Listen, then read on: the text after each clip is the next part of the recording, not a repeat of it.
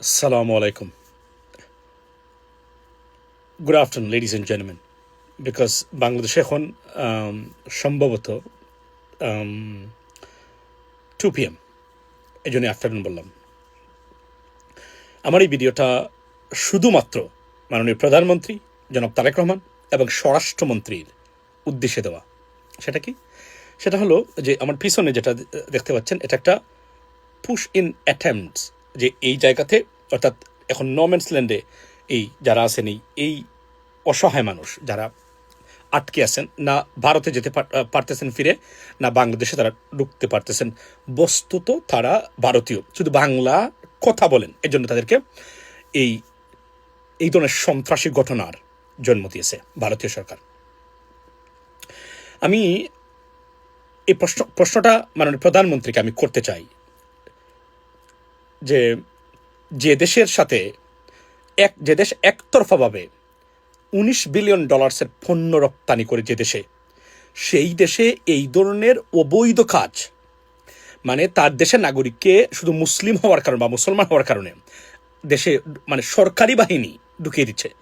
পৃথিবীর কোথাও কি মাননীয় প্রধানমন্ত্রী এবং স্বরাষ্ট্রমন্ত্রী এই নজির আছে কিনা, আমি আপনাদের কাছে এই প্রশ্নটা রেখে গেলাম। মানে এটা আমি করতে চাই, মানে পৃথিবীর কোথাও এমন এই ধরনের ডিসকাস্টিং এবং শকিং অ্যাটেম্পট বা মানে ঘটনা ঘটে কিনা, বা কোথায় ঘটেছে, এই প্রশ্নের উত্তরটা আমি জানতে চাই। এই ঘটনা যদি এখন মেক্সিকো ইউনাইটেড স্টেটস বর্ডারে ঘটত, অথবা নেপাল বা শ্রীলঙ্কার বর্ডারে ঘটত, অথবা মানে ভারত নেপালের বর্ডারে ঘটত, কি হতো? বর্ডার বন্ধ করে সিলগালা করে দিয়ে একদম মানে হাই কমিশনারকে ডেকে নিয়ে এসে কড়া ভাষায় তীব্র প্রতিবাদ জানাতো। What is this? মানে এই যে এখন আমাদের দেশের সত্যিকার অর্থে কি কোনো সরকার আছে? এটা যদি কেউ প্রশ্ন করে, সেটা কি অমূলক হবে? না, এখানে বলে নাকি সরকার অফকোর্স আছে। সরকার আছে বলেই আমরা 54 বছর পরে বিজেপির মধ্যে যে ধরনের তাকত এবং এই মুহূর্তে দেশপ্রেমের উদাহরণ আমরা দেখতে পাচ্ছি, আমরা এগুলা দেখি নাই অতীতে। বিজেপিকে ধন্যবাদ দেই প্রথমেই, এটা সরকারের পারমিশন আছে বলেই এই কাজটা তারা করতে পেরেছে, বা মানে বর্তমানে করতেছে। আমি জানি না এটা কতদিন কন্টিনিউ করা হবে কিনা, তাদেরকে আবার পুল আউট করা হবে, তাদেরকে শাস্তি দেওয়া হবে কিনা, বদল মানে চেঞ্জ মানে তাদের ট্রান্সফার করা হবে, আমি জানি না। তবে এখন পর্যন্ত ধন্যবাদ এবং স্যালিউট বিজেপিকে। বাট দ্য কোয়েশ্চেন ইজ, মাননীয় প্রধানমন্ত্রী,